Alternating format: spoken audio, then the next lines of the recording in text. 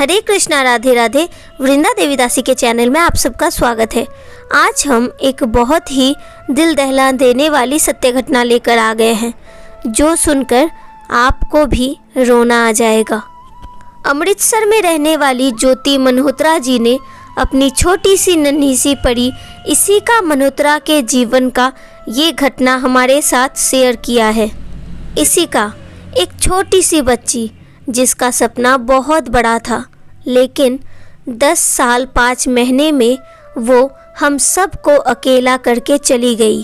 4 अक्टूबर 2021 को इशिका का डेथ हो गया है।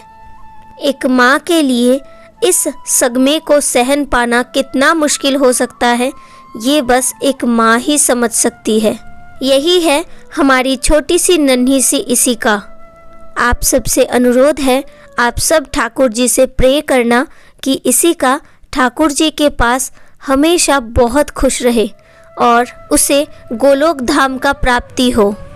इशिका जी के मम्मा ज्योति जी ने हमसे कहा, इशिका ऐसे हमें छोड़कर चली जाएगी, ये हमने कभी सपने में भी नहीं सोचा था, लेकिन हमें भगवान पे हमेशा विश्वास था, सब कुछ एक दिन न एक दिन ठीक हो जाएगा। इशिका के साथ साथ मेरा एक 5 साल का बेटा भी है।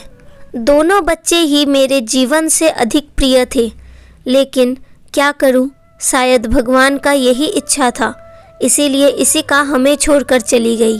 यहाँ पर एक बात कहना चाहते हैं, शास्त्र हमेशा कहते हैं जिसका जन्म होता है उसका मृत्यु तो निश्चित है, और जीवन का सबसे बड़ा सच ही है मौत। मौत तो सबको आना है, इसके लिए आप दुखी मत होइए। लेकिन सोचिए, जब हमारा बच्चा बस 2 मिनट के लिए हमारे आँखों से गायब होता है तो हम कितना ज़्यादा चिंता में पड़ जाते हैं। लेकिन जो बच्चा हमेशा के लिए हमें छोड़कर चला जाता है, क्या उसे सच्ची भूल पाना इतना सहज होता है? समय के साथ साथ दुख कम हो जाता है, लेकिन उस बच्चे का जगह कोई नहीं ले सकता। एकमात्र ठाकुर जी ही हम भक्तों को संभाल सकते हैं, और ज्योति जी के जीवन में भी घटित हुआ कुछ ऐसा ही लीला। उन्होंने हमसे कहा, इशिका के जाने के बाद हमें घर पे बिल्कुल भी अच्छा नहीं लगता था। जहाँ भी जाती बस इशिका का याद हमें सताता रहता। घर के हर एक कोने में ही बस इशिका थी। हमेशा उसके लिए रोती रहती, सोचती भगवान सब कुछ ठीक कर देंगे। इशिका का याद हमें इतना सताता कि उनके पापा कहते थे, ऑफिस ख़त्म होने के बाद मुझे घर आने का मन ही नहीं करता। हम साईं बाबा के परम भक्त हैं और उन पर हमें पूरा भरोसा था कि एक दिन सब कुछ ठीक हो जाएगा।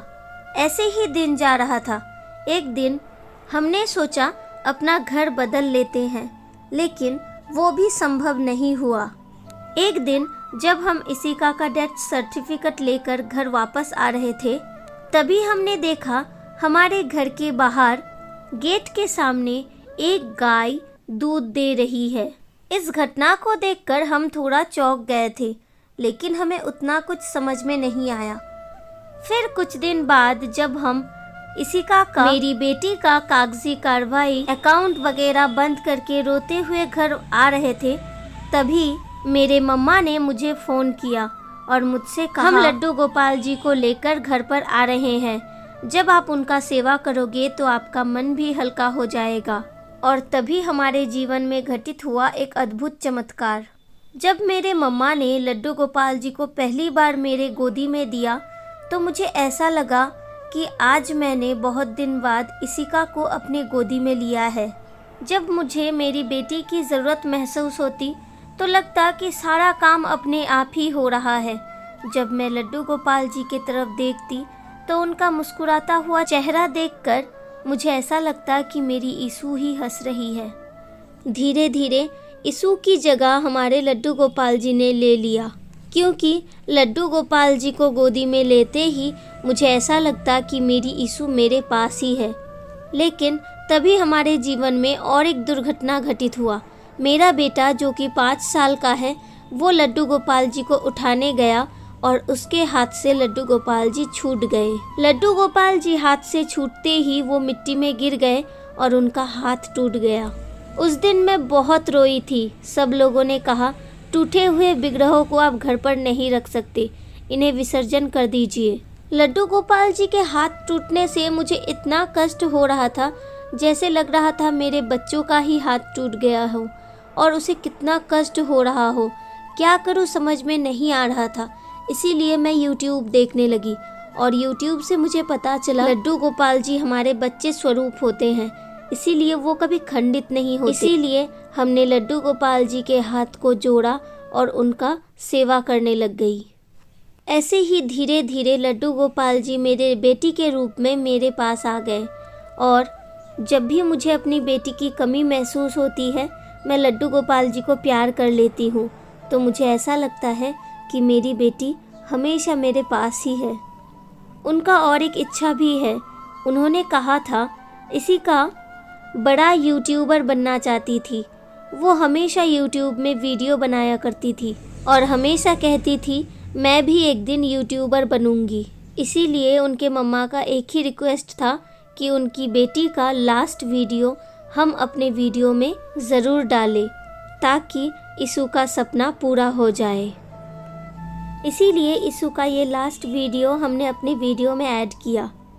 बस ठाकुर जी से एक ही प्रार्थना है कि वो हमेशा इसिका बनकर उनकी मम्मा के पास रहे और हमेशा ज्योति जी को खुशियाँ देते रहे।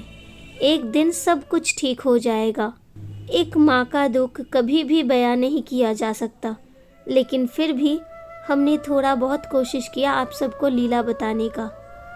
इसीलिए आप सबसे अनुरोध है, आप सब भी ठाकुर जी से प्रार्थना करें हमारी छोटी सी नन्ही सी इसिका जहाँ भी रहे हमेशा खुश रहे और ठाकुर जी के चरण को प्राप्त कर पाए। आज का ये लीला कथा आप सबको कैसा लगा हमें कमेंट में ज़रूर बताइएगा। अगर अच्छा लगा हो, दिल को स्पर्श किया है तो प्लीज़ वीडियो को ज़्यादा से ज़्यादा शेयर कर दीजिए ताकि हर कोई नन्ही सी परी इसिका के बारे में जान पाए और हर कोई इसिका का ये प्यारा सा वीडियो भी देख पाए, जिससे उसका यूट्यूबर बनने का सपना भी पूरा हो पाए। और अगर आपके जीवन में भी घटित है कुछ ऐसा लीला जो आप हमारे साथ शेयर करना चाहते हैं तो प्लीज़ हमें कमेंट में ज़रूर बताइएगा।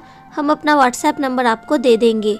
और अगर आप हमारे चैनल में नए हैं तो प्लीज़ हमारे चैनल को सब्सक्राइब कर दीजिए, बेल आइकन को भी प्रेस कर दीजिए हर रोज़ ठाकुर जी का ऐसा ही प्यारा प्यारा लीला कथा सुनने के लिए।